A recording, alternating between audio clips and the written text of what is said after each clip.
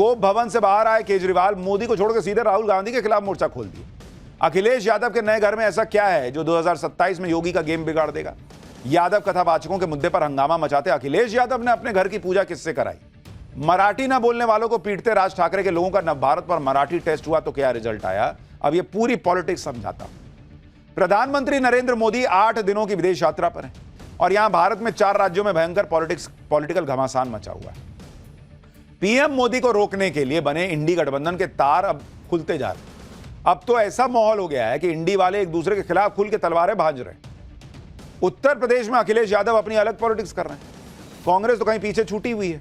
अखिलेश यादव ने पूर्वांचल को साधने के लिए अपना नया आशियाना तक बना लिया। पीडीए के सहारे अखिलेश 27 के सपने बुन रहे हैं। वहीं दिल्ली में हार के बाद केजरीवाल अब कोप भवन से निकलकर बाहर आए। अरविंद केजरीवाल ने तो कांग्रेस को ऐसा झटका दिया कि राहुल गांधी के पसीने छूट गए होंगे। केजरीवाल गुजरात चुनाव की तैयारी करने में लग गए जो कांग्रेस के होश उड़ा देगी। केजरीवाल बिहार में एंट्री करने की बातें कर रहे हैं। बिहार में तो वोटों के लिए भयंकर मारामारी ऑलरेडी मची हुई है। चुनाव आयोग पर तेजस्वी से लेकर कांग्रेस और ओवैसी निशाना साध रहे हैं। चुनाव आयोग के काम करने के तरीके पर सवाल उठा रहे हैं। लेकिन चुनाव आयोग ने जो जवाब दिया है उससे विपक्षी दल सन्नाटे में। इसी तरह से महाराष्ट्र में हाशिए पर आए उद्धव ठाकरे और राज ठाकरे अब एक होने जा रहे हैं। सोचिए राजनीति में क्या ना हो जाए। बीएमसी चुनाव में कहीं पार्टी का डब्बा ना गोल हो जाए, इसलिए राज और उद्धव मराठी कार्ड खेल रहे हैं। राज ठाकरे के कार्यकर्ता गुंडागर्दी कर रहे हैं, मराठी भाषा के नाम पर खुल के मनमानी कर रहे हैं, पीट दे रहे हैं किसी को भी। लेकिन नवभारत पर जब हमने उनके लोगों से मराठी भाषा पर कुछ सवाल पूछे तो उनका जो ये भाषा का टेस्ट था उसका रिजल्ट क्या आया देखिएगा तो हैरान रह जाएगा। लेकिन ये तो इतना बवाल मचा है ना, बिना ट्रेलर देखे काम होगा। पहले ट्रेलर तो देखिए।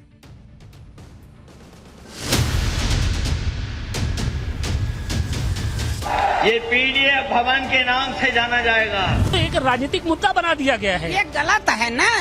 ये पूर्वांचल का इलाका तो रिकॉर्ड बनाएगा ही बनाएगा।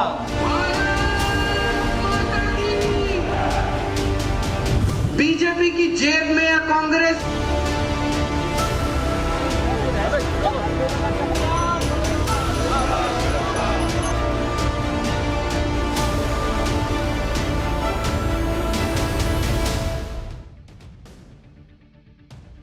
बहुत सारा माल है इसमें, पॉलिटिकल माल। तो शुरुआत सबसे पहले अखिलेश यादव की बात से करता हूं, जो 2027 में जीत का फॉर्मूला तलाश रहे हैं। पीडीए की राजनीति करने वाले अखिलेश यादव ने अब नया दांव चला है।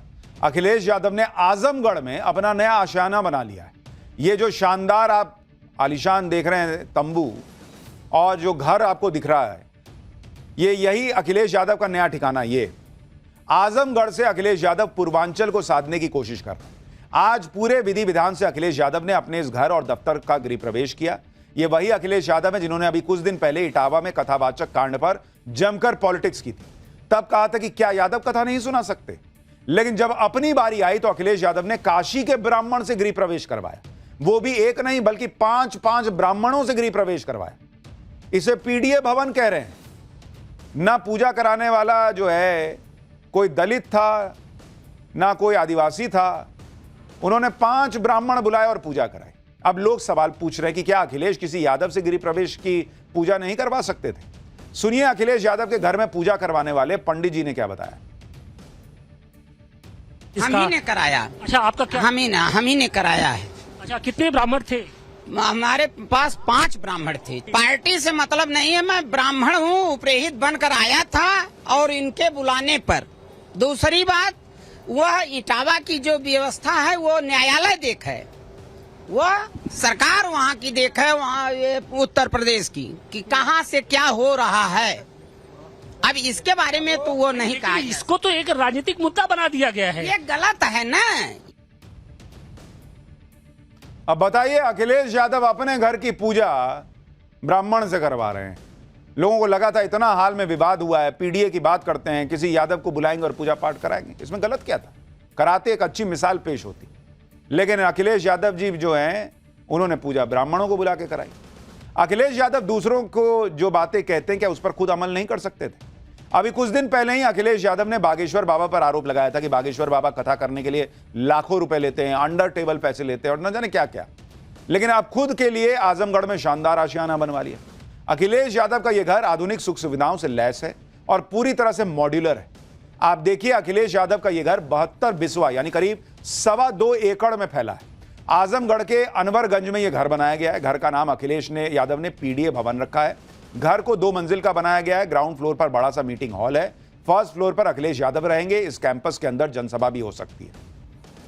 यानी अखिलेश यादव ने पूरी तैयारी कर ली है कि वो आजमगढ़ से पूर्वांचल की सीटों पर नजर रखेंगे और 2027 में जीत का रोड मैप तैयार करेंगे। और नया घर बनवाया, इसमें कोई बुराई भी नहीं है। लेकिन जब आप दूसरों से कहते हैं कि ये बागेश्वर बाबा इतना पैसा लेते हैं, वैसे लेते हैं, अंडर टेबल लेते हैं, तो लोग पूछते हैं भाई आप पैसा लेते हैं घर बनाते, किसी ने कुछ बोला? वो तो बाकियों की सामूहिक विवाह कराते हैं, गरीबों के लिए खाना खिलाते हैं, ये सब करते हैं। खैर, अखिलेश यादव को सुनिए गृह प्रवेश के बाद उन्होंने क्या कहा। इस जगह का नाम और इस कार्यालय का नाम पीडीए भवन कर करके रखना चाहिए। ये पीडीए भवन के नाम से जाना जाएगा, क्योंकि पीडीए एकता ही हमें सत्ता दिलाएगी।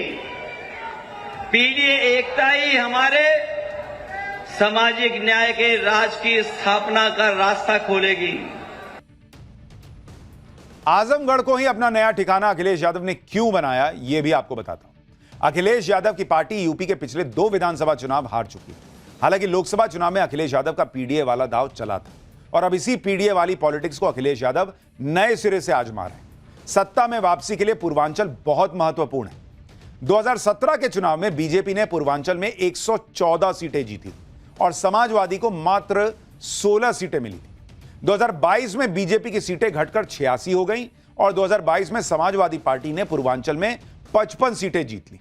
2024 के लोकसभा चुनाव में बीजेपी गठबंधन को पूर्वांचल में 9 सीटें मिली, जबकि 2024 लोकसभा चुनाव में इंडी गठबंधन ने 12 सीटें जीती थी। इसी वजह से अखिलेश यादव पूर्वांचल पर फोकस कर रहे हैं। आजमगढ़ को समाजवादी पार्टी का गढ़ माना जाता है। धर्मेंद्र यादव आजमगढ़ से सपा के सांसद भी हैं।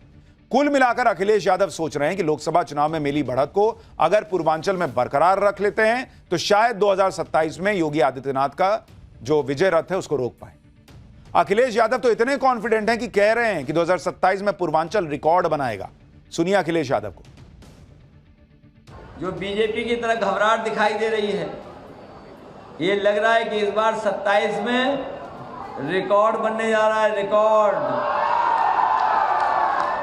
ये पूर्वांचल का इलाका तो रिकॉर्ड बनाएगा ही बनाएगा। इस बार देख लेना, गाजियाबाद से लेकर के गाजीपुर तक और सहारनपुर से लेकर के सोनभद्र तक केवल पीडीए, इंडिया गठबंधन और समाजवादी पार्टी ही दिखाई देगी। यूपी में अखिलेश यादव नए नए फॉर्मूले खोज रहे हैं और अखिलेश यादव के प्लान ऑफ एक्शन में कांग्रेस कहीं नहीं दिख रही।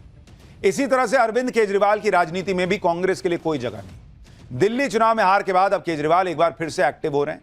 केजरीवाल ने गुजरात चुनाव को मिशन बना लिया है। वो गुजरात जो बीजेपी का गढ़ है, इसके बाद भी केजरीवाल लगे हुए हैं और दावा कर रहे हैं कि इस बार गुजरात में आम आदमी पार्टी की सरकार बनेगी। गुजरात में केजरीवाल बीजेपी के साथ साथ कांग्रेस पर भी हमले बोल रहे हैं। केजरीवाल ने गुजरात में एक बार फिर दोहराया कि कांग्रेस के साथ उनका कोई गठबंधन नहीं है। केजरीवाल को एक बार सुनिए, फिर बताऊंगा कि केजरीवाल ने ऐसा क्या कह दिया कि राहुल गांधी परेशान हो गए होंगे।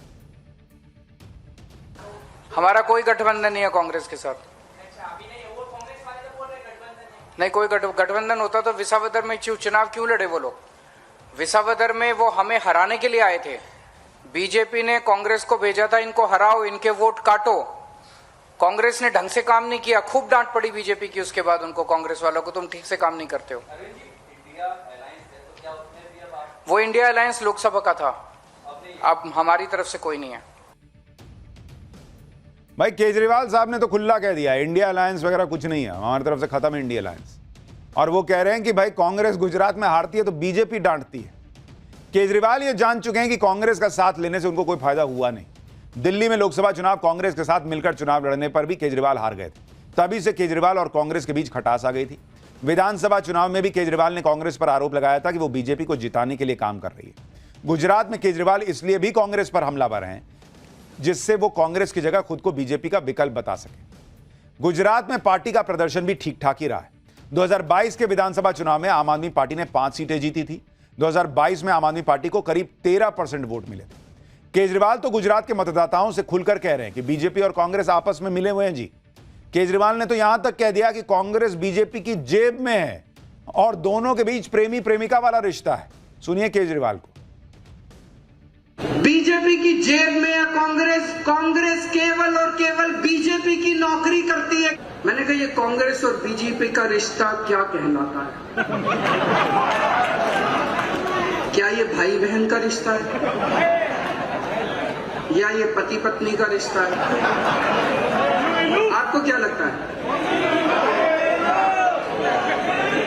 ये ना भाई बहन का रिश्ता है और ना ये पति पत्नी का रिश्ता है। ये प्रेमी और प्रेमिका का रिश्ता है जो छुप छुप के मिलते हैं। यानी केजरीवाल कांग्रेस को ज्यादा धो रहे हैं रगड़ रगड़ कर, क्योंकि उनको पता है कि उन्हें गुजरात में कांग्रेस की जगह लेनी है, उस गुजरात में जहां राहुल गांधी दावा हर बार कर देते हैं कि लिख के रख लो इस बार हम सरकार बनाएंगे। इधर महाराष्ट्र में भी गजब ही हो रहा है। मराठी भाषा और मराठी अस्मिता के नाम पर खुलेआम गुंडागर्दी हो रही है। विधानसभा चुनाव में उद्धव ठाकरे और राज ठाकरे दोनों को जोरदार झटका लगा था। राज ठाकरे तो जीरो पर चले गए। इससे उबरने के लिए अब फिर से मराठी भाषा का मुद्दा उछाल रहे हैं। यह मुद्दा इसलिए भी उठाया जा रहा है क्योंकि बीएमसी चुनाव आने वाले हैं। बीएमसी चुनाव के लिए राज ठाकरे और उद्धव ठाकरे एक साथ रैली भी कर सकते हैं। यानी पूरी कोशिश हो रही है कि किसी तरह से अपनी राजनीतिक जमीन बचाई जा सके। और इस चक्कर में उद्धव ठाकरे और राज ठाकरे दोनों के ही कार्यकर्ता खुलेआम गुंडागर्दी कर रहे हैं, लोगों को मार रहे हैं, धमका रहे हैं। आप ये तस्वीरें देखिए, उद्धव ठाकरे की पार्टी के पूर्व सांसद राजन विचारे के दफ्तर में मुंबई के व्यापारियों को थप्पड़ मारा जा रहा है, सिर्फ इसलिए कि व्यापारी मराठी नहीं बोल रहे थे। बताइए, फिर घूम फिर के बहुत पॉलिटिक्स किए और जीरो से ऊपर बढ़ने का कोई रास्ता क्या दिखा कि भाई लोगों को मारो कि तुम मराठी क्यों नहीं बोल पा रहे। राज ठाकरे और उद्धव ठाकरे के नेता खुद को मराठी भाषा का सबसे बड़ा समर्थक और प्रेमी बताने में लगे। लेकिन जब इन लोगों से मराठी भाषा को लेकर सवाल करो तो सारी पोल पट्टी खुल जाती है। राज ठाकरे की पार्टी के कार्यकर्ताओं से हमारे संवाददाता ने मराठी भाषा को लेकर कुछ सवाल क्या पूछे, वो लोग तो बचकर निकल गए। वहीं राज ठाकरे के कुछ कार्यकर्ताओं ने हमारे संवाददाता को डराने की भी कोशिश की। देखिए राज ठाकरे के कार्यकर्ताओं का मराठी टेस्ट और उसका रिजल्ट। पण मराठी भाषा दिन केव्हा साजरा करतो? मराठी भाषा दिन केव्हा साजरा करतो सांगा? मराठी भाषा दिन फेब्रुवारी में आहे. हा, कधी केव्हा मराठीच विचारतो, मराठीत सांगा. सांगतो ना मी. कधी कधी आहे आता आपण? ते डेट मला माहिती नाही. तुम्ही मराठी असून तुम्हाला माहिती नाही मराठी भाषा दिवस केव्हा असतं ते? कुसुमाग्रजाचं आहे ना हा. त्या टायमाला कुठल्या डेट काय सांगा? 22 की 24 तारखेला आहे. 27 ला असते. 27. आणि महाराष्ट्राच्या राज्याची स्थापना कधी झाली? ती आता नहीं तुम्हाला नहीं, आपल्याला महाराष्ट्र बद्दल माहित नहीं नहीं, माहिती. आपको महाराष्ट्र के बारे में नहीं मालूम, आपको मराठी भाषा के बारे में नहीं माहिती मालूम, नहीं ना. तो आप अपने आप को मराठी का हितैषी कैसे बता सकते हैं? मराठी आप दूसरों को मराठी कैसे सिखा सकते हाँ, थे? ठीक. मराठी भाषेत स्वतंत्र वर्ण किती आहे, स्वर किती आहेत, व्यंजन किती आहे? मी काय सांगतोय, हा मुद्दा कितीचा आहे आणि कितीचा नाही तो विषय नाहीये. तुम्ही आम्हाला मराठीचे प्रश्न विचारताय की मराठीची परीक्षा घेताय? परीक्षा घेतोय कशासाठी? सांगा ना, किती किती प्रेम आहे, किती प्रेम तुम्ही आहे? आमची परीक्षा घेणारे कोण? तुम्ही परीक्षा घेणारे कोण आहेत? सवाल मराठी का है, सवाल महाराष्ट्र का है, जवाब नहीं है इनके पास, जवाब नहीं है इनके पास, जवाब नहीं देगा। ये है सच्चाई महाराष्ट्र नवनिर्माण सेना की, जो मराठी सिखाने के लिए जा रहे हैं लेकिन उन्हें खुद को मराठी भाषा के बारे में, महाराष्ट्र के बारे में नहीं पता। तो ये है सच्चाई राज ठाकरे के कार्यकर्ताओं की। दूसरों को पीट रहे हैं, दूसरों से मराठी का टेस्ट ले रहे हैं, और इनसे पूछिए जवाब देते नहीं बनता तो कह रहे हैं तुम हमसे मराठी का टेस्ट कैसे ले सकते हो? ये सबसे टेस्ट ले सकते हैं। खैर चुनाव में जो टेस्ट होगा उसमें तो जीरो आता है, लेते रहिए पब्लिक का टेस्ट।